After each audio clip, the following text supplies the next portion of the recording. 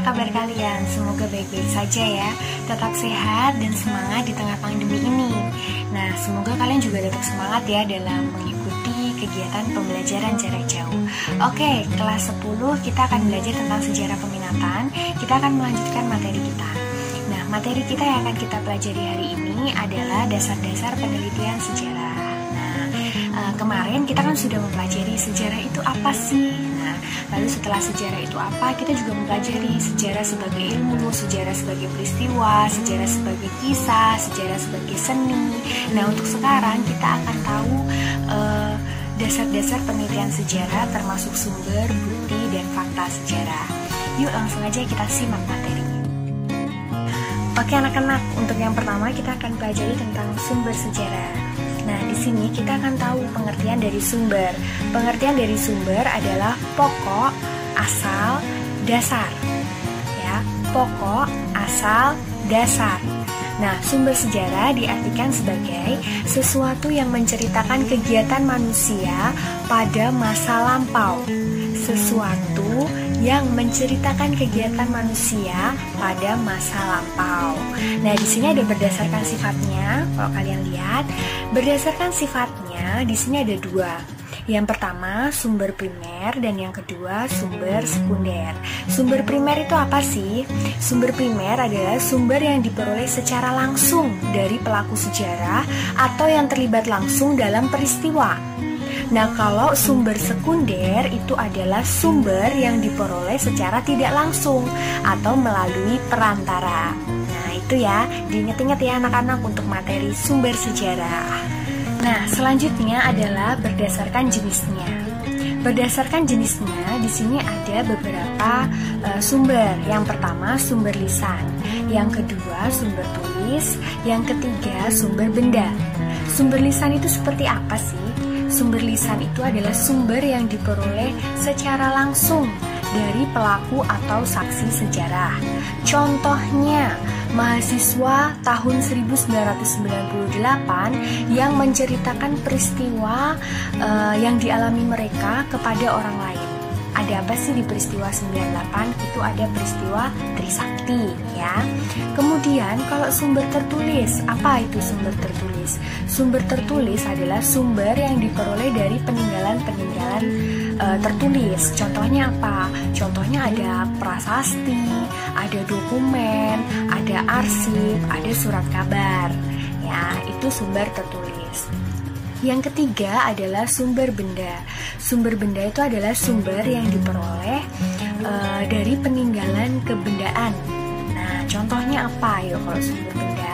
Kalau sumber benda itu contohnya ada arca dalam candi, ada perkakas zaman dulu, contohnya moko dan lain sebagainya, ada fosil dan ada senjata zaman penjajahan dulu.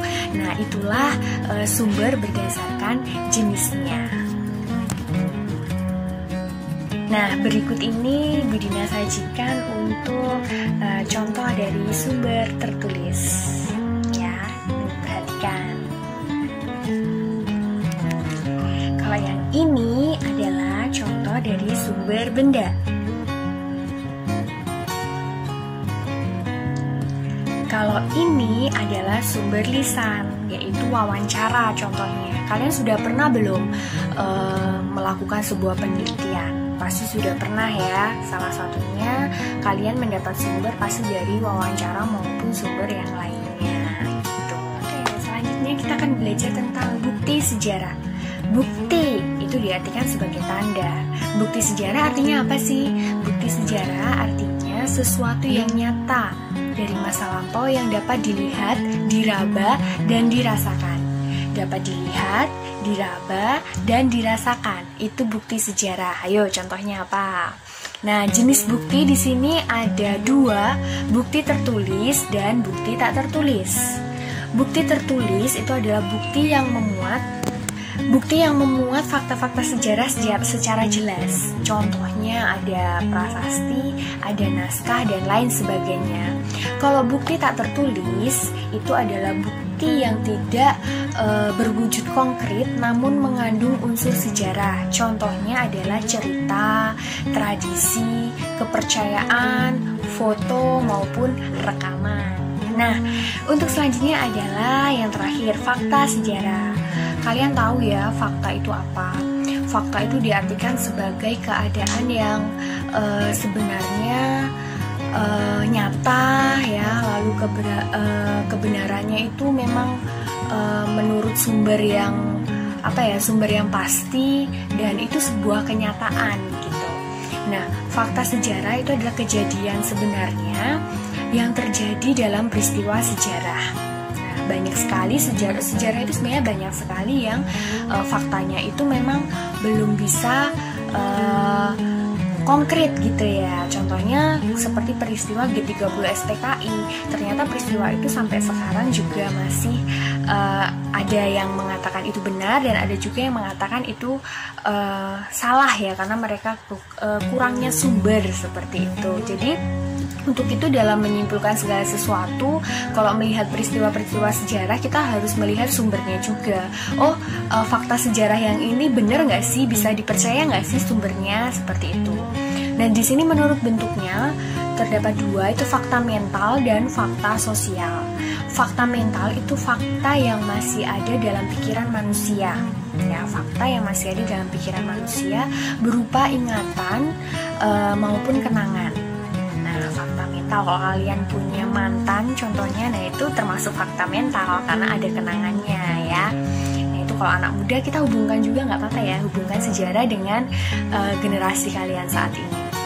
Kalau fakta sosial itu kondisi yang menggambarkan keadaan sosial ya, kondisi yang menggambarkan keadaan sosial gitu. Kita tampilkan untuk contoh fakta mental. Itu ada Raden Ajeng Kartini. Fakta sosial ada digambarkan di situ sekolah ya, sekolah zaman Belanda. Lalu ada rumahnya R.A. Kartini. Nah itu termasuk contoh dari kedua fakta sejarah. Halo, gimana setelah mendengar penjelasannya? Tentunya kalian sudah tahu ya, sumber itu apa, yang termasuk sumber itu apa aja, lalu bukti itu apa, yang termasuk bukti itu apa aja, dan fakta sejarah itu bagaimana. Nah, untuk itu anak-anak selamat belajar ya. Kalian boleh menambah sumber-sumber dari buku maupun internet. Nah, sekian pelajaran kita untuk hari ini. Semoga kalian tetap sehat dan diberkati Tuhan. Selalu semangat.